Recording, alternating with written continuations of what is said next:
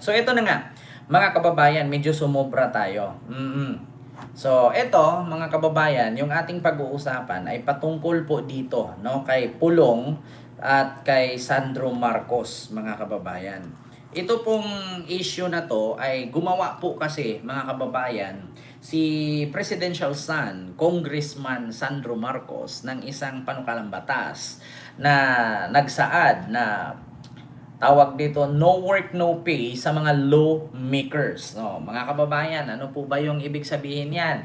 Kapag ikaw ay miyembro ng legislatibo, mapasinado ka man, mapakongreso ka man, basta parte ka ng gobyerno na mga lawmakers o mga gumagawa ng batas, katulad ng Congress at Senate, ay kapag hindi ka pumasok, wala kang sahod. So, ang tawag doon is no work, no pay.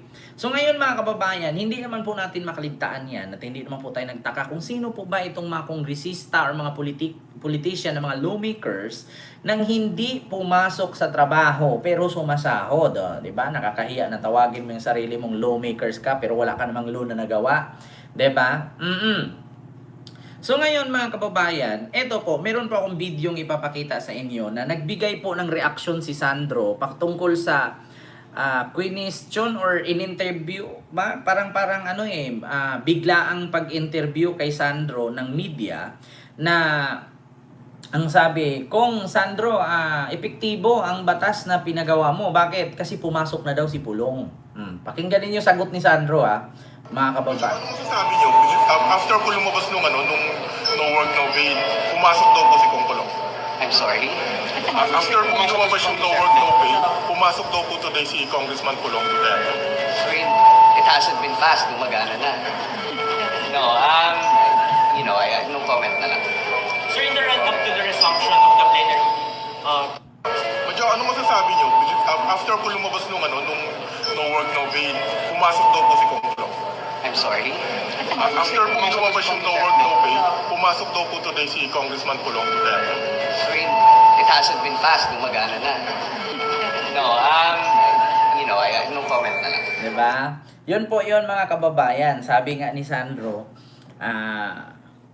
hindi pa nga, kumbaga parang hindi pa yata na isa batas, gumana na. Kasi mga kababayan, dito mo malalaman di ba? Dito mo malalaman na kapag naglagay ka ng bitik, sa Bisaya mga kababayan, alam niyo yung panghuli ng ibon, panghuli ng ahas, panghuli ng bayawak. 'Di ba? Pag naglagay ka ng bitik, lalong-lalo na yung anong pangalan mga kababayan, yung pusa, yung wildcat na nangangain ng manok. Yung sa amin kasi ang tawag kasi diyan is maral, milo. Milo yung pusa, maral yung parang aso, fox. No, pag sinabi nating maral, fox 'yun. Pag sinabing milo, 'yan yung wildcat, no? Musang, musang. So ngayon mga kababayan, ganyan po ang estilo. Kapag ka maglagay ka ng bitik, no, yung pain, no? Ilagay mo yung pain tapos may pang doon yung sinulid na matibay or di kaya nylon, kapag kinain niya ng milo or ng musang, mabibitik siya. Ganun po mga kababayan. Kailangan kasi, may mga politician kasi mga kababayan na katulad nga dito sa reporter na ang sabi, nung nagpagawa daw ng panukalang batas, itong si Congressman Sandro ng tawag dito, no work, no pay bill, no? Ay bigla daw pumasok ito. Bigla daw pumasok si Sandro. Ay si Pulong. Nako, 'di ba mga kababayan?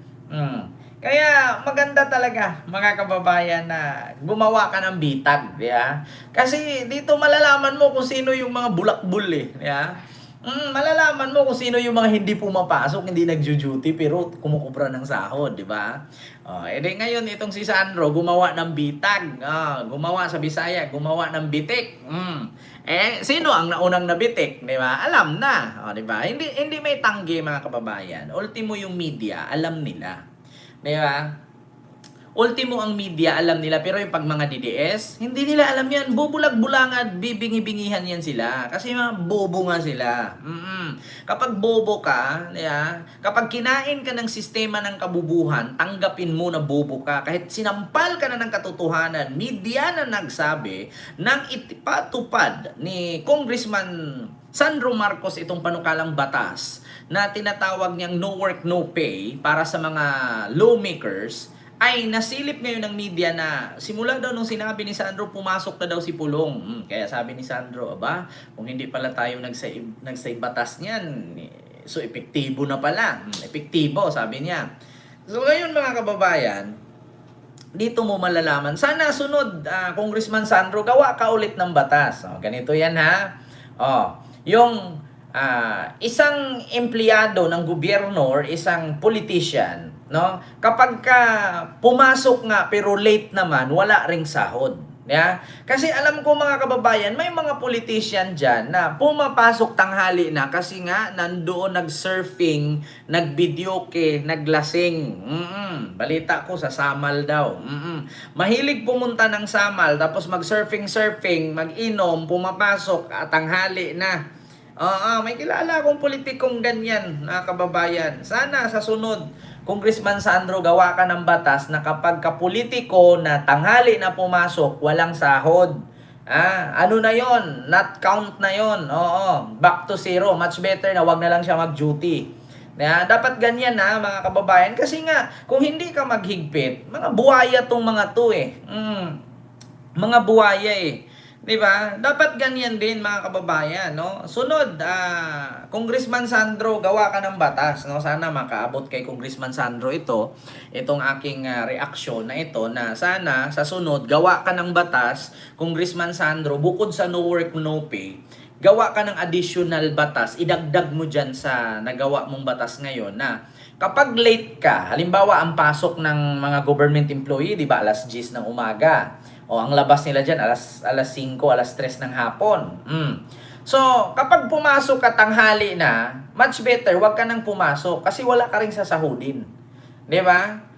Kasi hindi mo madidisiplina. May alam ako, isang mayor, ng Davao.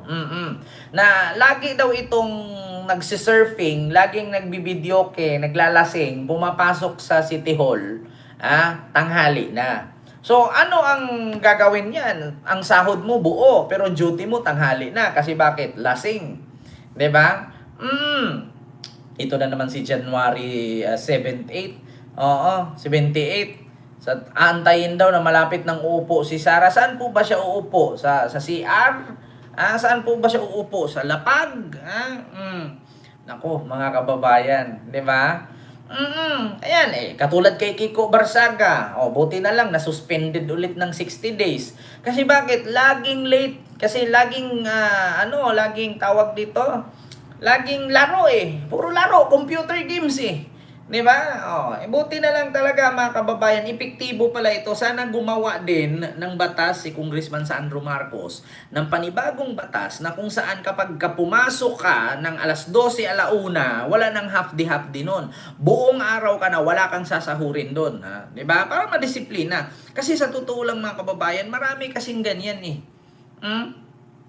Marami kasing ganyang politician. Yung porket congressman ka, aasa mo na lang. Ang sakit kasi nitong mga politiko, congressman, senador, mayor, vice mayor, gobernur, mga vice president, minsan president, ganyan din. Wala akong pinangalanan majority na ito, na minsan, yung pasok nila, imbis na sabay sila sa pasok ng empleyado ng gobyerno, kasi pare-pareho lang naman sila empleyado ng gobyerno, sinasahuran sila ng tax ng taong bayan. Pero minsan, ito si mayor, pumapasok, hapon na. Tapos yung trabaho niya, pinagawa lahat kay sekretary, umaasa kay sekretary. Pero yung sahod niya mas malaki kaysa kay sekretary. 'Di ba? Yan ang mahirap mga kababayan. 'Di ba? Yan ang mahirap. Kaya mas maganda talaga na dagdagan itong panukalang batas ni Congressman Sandro na not only for lawmakers but also majority politician. No, kasi bakit mga kababayan, may mga ganyan Minsan yung senador pumapasok hapon na. Tapos minsan hindi nga pumapasok, tapos sabihin, secretary, pirmahan mo lang diyan, sabihin mo login ko, present ako niyan. 'Di ba? May mga ganyan mga senador. Wala ko pinangalanan. Minsan nag-video ko lang, itong gawin mo ganyan. Tingnan niyo, ito example ko sa inyo, Sara Duterte. Tingnan ninyo, tanungin ko kayo mga kababayan, simula noong 2025, siguro yung logbook ni Sara na attendance niya hindi abot 100. Oy, Ma'am Dibang, maraming salamat po sa yung super sticker. Thank you so much po. No? Ito, tanungin ko lang ha. Si Sara Duterte nung year 2025, pustahan tayo, hindi aabot 100 lang ang attendance niya sa Office of the Vice President nung 2025. Biruin nyo ba naman? Sa isang buwan, ilang bansa ang niliparan? Diba? Sample ko sa inyo, Sara Duterte. Saan si Sara ngayon? Nandun sa dahig. O, paano siya magkaroon ng attendance? Sige nga. Diba?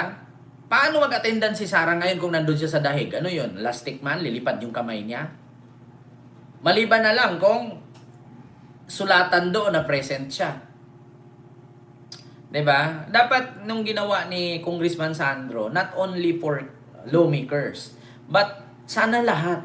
Diba? Na kapag ka wala kang sahod, kapag late ka, wala ka nang sasahurin buong araw na yon, acceptable ano na yon. Diba? Diba, Sir Bill Villanueva, Sir Kendry, mas marami ang tour at media ni Lustay. Diba? Ako po yung kay Soto at Ligarda. Ano po yung kay Soto at Ligarda? Ano po yung kay Soto at Ligarda? Meron ba?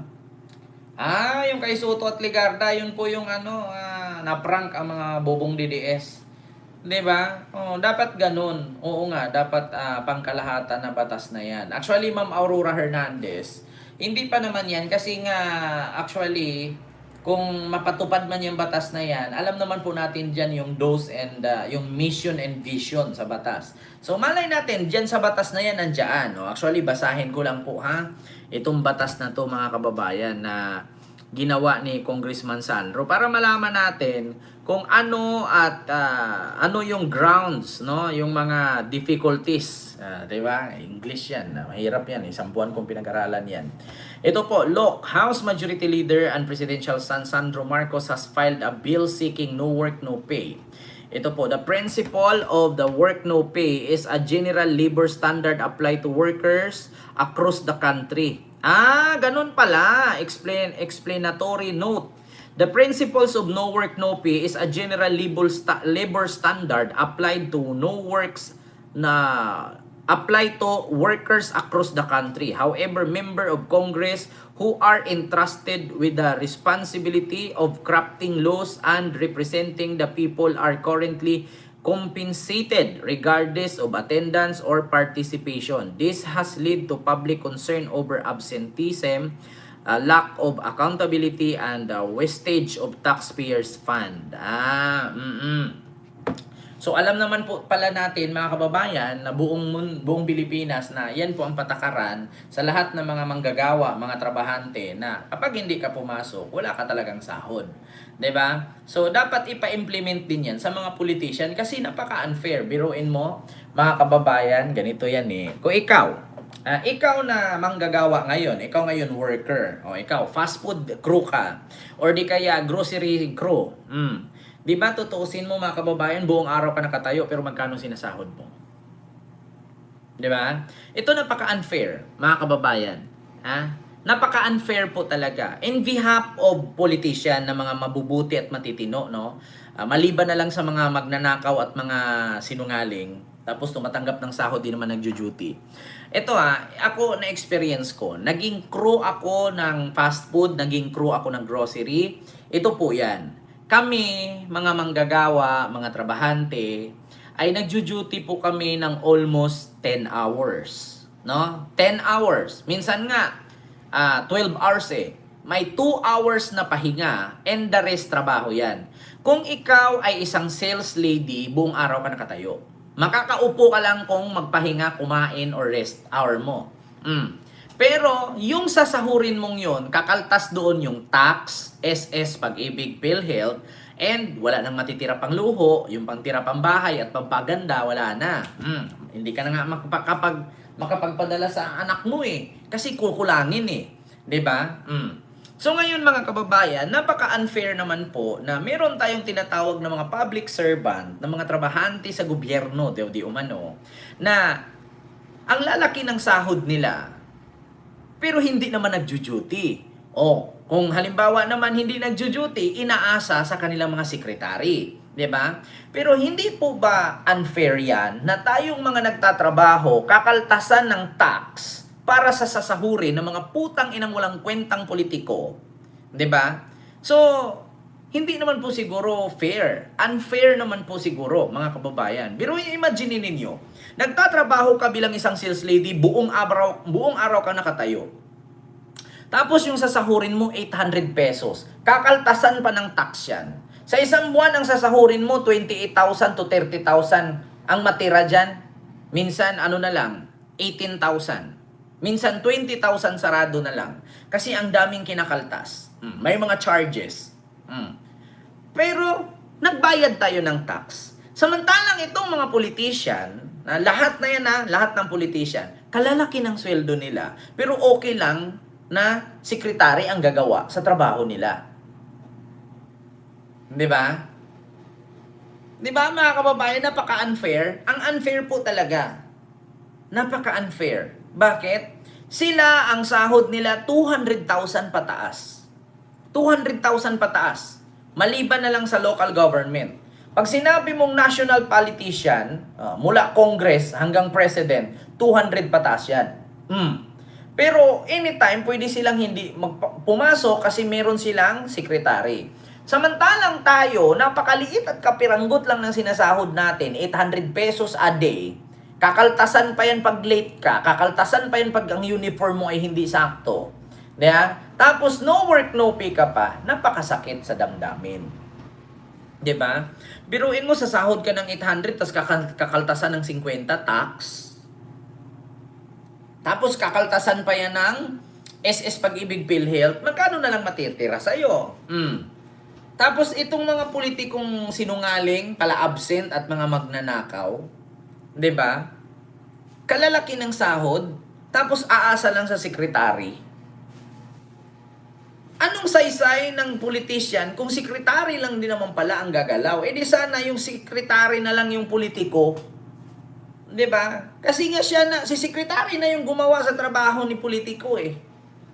Tapos pag tayo, mga ordinaryong manggagawa, pag ng ordinaryong trabahante, kapiranggot lang yung sinasahod natin, kakaltasan pa ng tax para sasahurin itong mga politikong wala namang ginagawa kundi puro travel.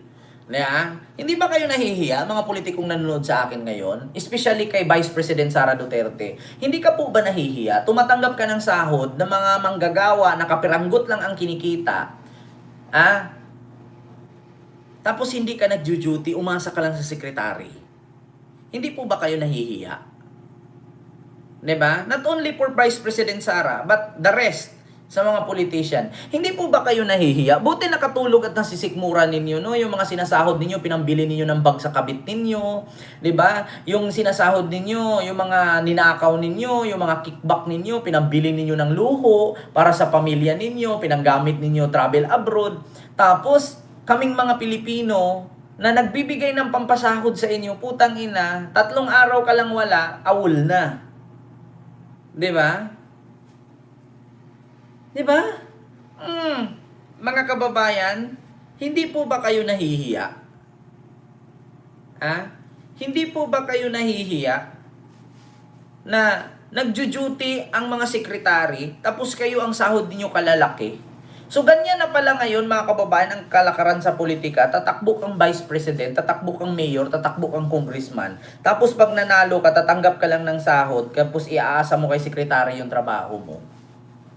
Tapos, hindi sila naaawa sa mga taong nagbibigay ng pampasahod nila ng mga taxpayer na magkano lang ang minimum wage.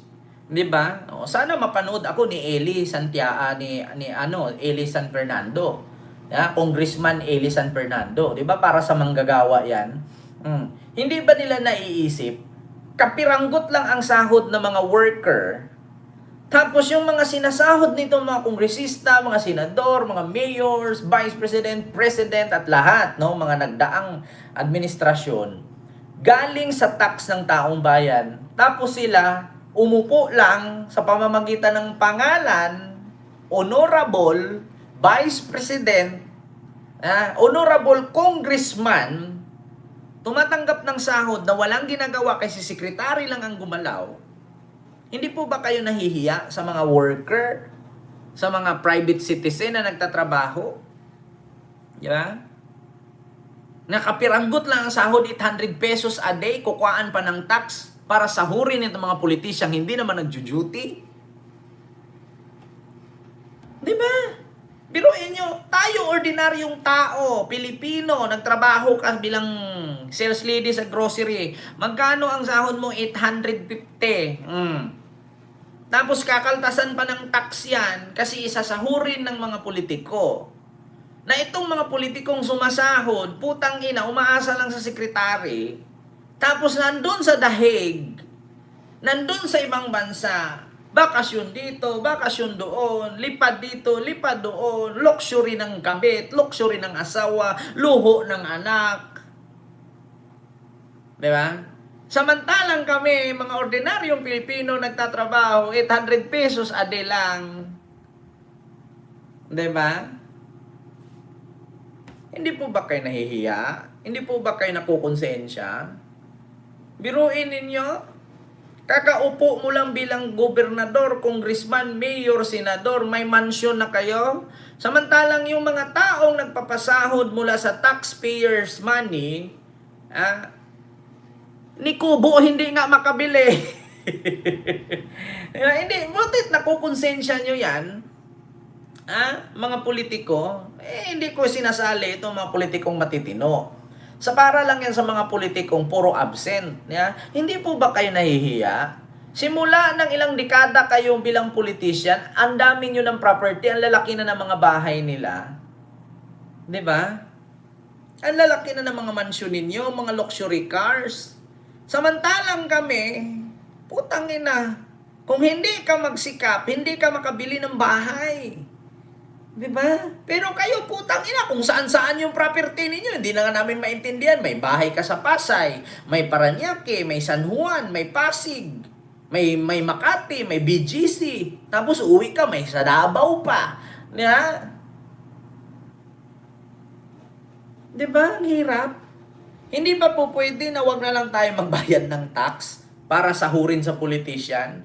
Dapat ang ibayad nating tax ay para na lang sa infrastruktura at pagpapaunlad sa ekonomiya. Kasi pangit kasi mga kababayan dapat ang itong mga politiko, dapat i-minimum wage lang din sila katulad sa mga ordinaryong tao na nagtatrabaho. Kasi bakit? Hindi porket kongresista ka, hindi man nagbago mukha mo. Congressman ka nga, pero mukha mo ganun pa rin.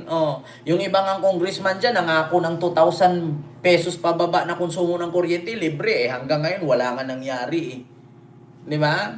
Yung ibang politician dyan, nangako ng 10,000 ayuda bawat pamilya. Putang ina, natapos ang termino nung sinabi niya.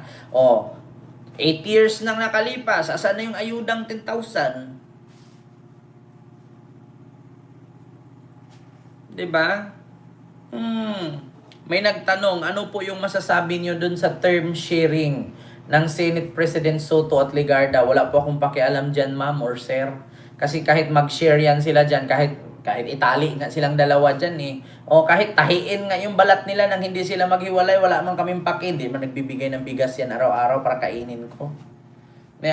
Sa mga nagtatanong kung ano daw reaction ko sa term sharing ni Legarda at ni Soto, kahit nga tahiin nyo sila, idikit nyo yung balat nila nang hindi sila maghiwalay, wala akong paki. Bakit? Pag wala ba akong bigas, abutan ba ako ni Loren Legarda at ni Soto Kent, ito 50 pesos pambili ng bigas, 1 kilo. Wala. Kaya wala akong pakialam. Kahit nga tahiin nyo lahat ng senador dyan, pagsama-samahin nyo, hindi niya ihiwalay. Tahiin nyo lahat, idugtong-dugtong nyo, gawin nyo parang di ba? Parang, alam nyo, alupihan. Gawin nyo parang alupihan sila. Wala akong pake. Kahit magsama sila dyan, kahit silaban nga nila yung sarili nila dyan, kahit sunugin nila yung Senado, magiging abo sila. Wala akong pake. Bakit? Kasi kung bukas magutom ako, hindi naman bibigyan ng bigas sa mga yan. Bagkus ako pang nakapagbigay ng pangsahod nila. Di ba? Yan ang totoo mga kababayan. Wala akong pakialam kahit maglumpungan silang lahat dyan, ibuhol-buhol nila ang sarili nila, di ba? Idikit nila, tahiin nila yung sarili nila at maging alupihan sila. Kasi, alam nyo sa totoo lang, kahit pasunugin nila yung Senado, mabulok sila dyan, magiging abo sila dyan, pag nagutom ako bukas, hindi nagbibigay sa akin ng bigas yan. Bagkus ako pa mismo, mula sa aking tax, nakakain sila. Diba? Yan ang totoo. Kaya sa mga nagtatanong anong reaction ko sa term sharing, wala akong pake. Ilagay nila yan sa foil, ibalot nila, imarinate, tapos ilagay nila sa taro, gamusin nila, pre. Balang araw, pagbuksan nila, meron pa silang makakain at mauulam. Totoo yan, mga kababayan. Kaya nga sabi sa Bisaya, buti pa naglana ka ng putot. Yan. Di ba? Sa Bisaya, sana naglana ka na lang ng putot, may napala ka pa. Yan. Kaysa sa magbigay ka ng reaksyon dyan, wala namang mapipi. Naku. Totoo yan, mga kababayan. Yeah? Yung mga pautot nito mga politician, yeah? Yung mga drama nito mga politiko, alam nyo, yung mga hiring-hiring ninyo dyan sa Senado, gasayang lang kayo ng oras, gasayang lang kayo ng pondo. Bakit? Ngayon nakikita mo, magkakabati kayong lahat, tapos sunod linggo, nagkakaaway-away kayong lahat. Di ba? Mega love shoutout, Ma'am Nancy. Kita, totoo naman talaga.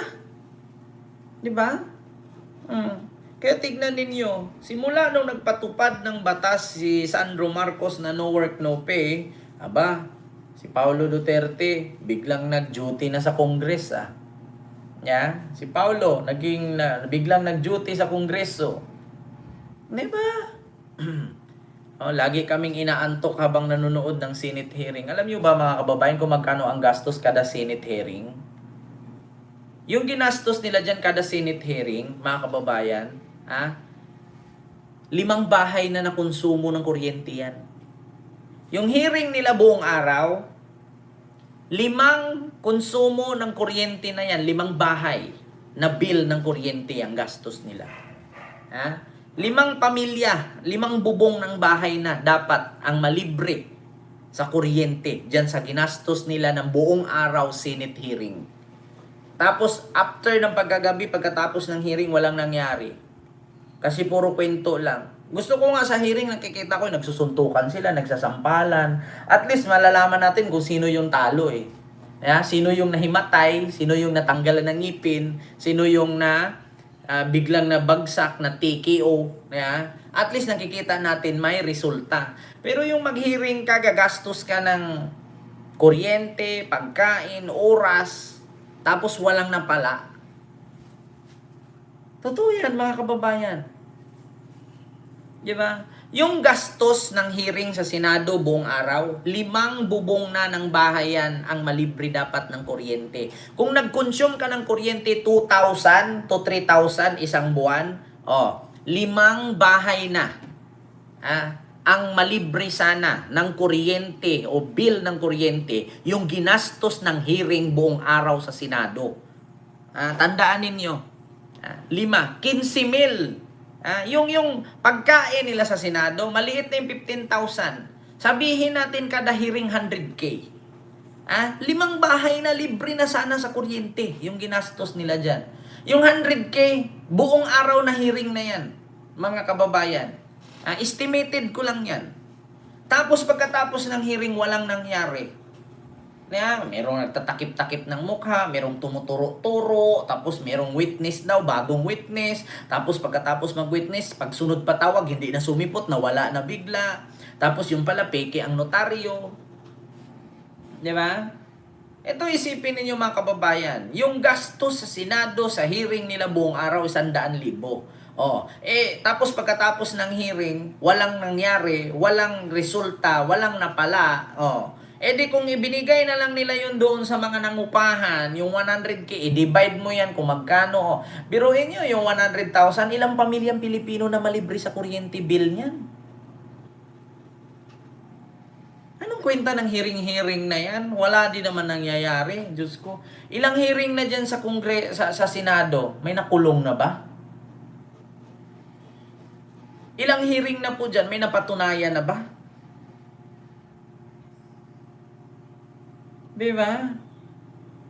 Ilang hearing na yan? Walang nangyari, walang nakulong, walang ganito, walang ganyan. Puro kwento lang. Diba?